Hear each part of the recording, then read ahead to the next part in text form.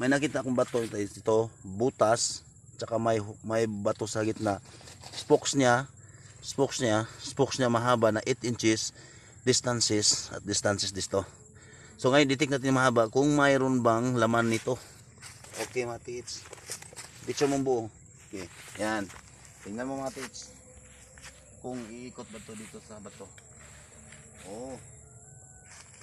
Wala, yung unang detect natin, iikot yung locator na dito. So sa aking locator na to, doon tayo sa 8 inches.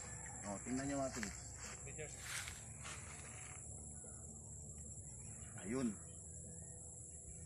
Ayun. Oh. 8 inches.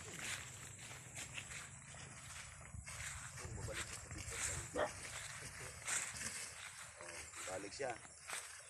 Saka dito.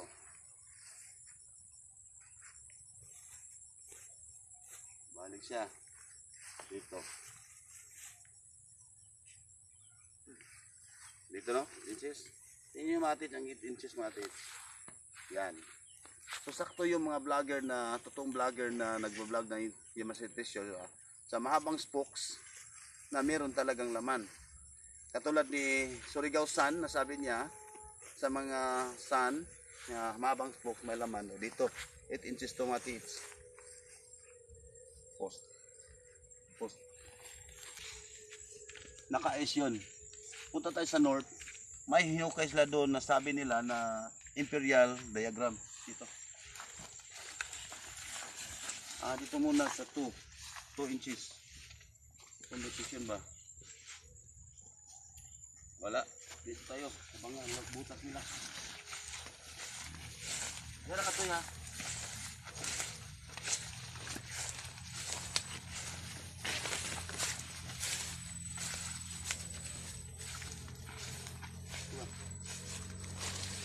Dito na area ang butas nila mati. So i-final detect natin kung mayroon ba talagang detect doon. Kasi ito force ulo ng kabayo. Yan. Letter C yan mga tits. Letter C. Ano yan?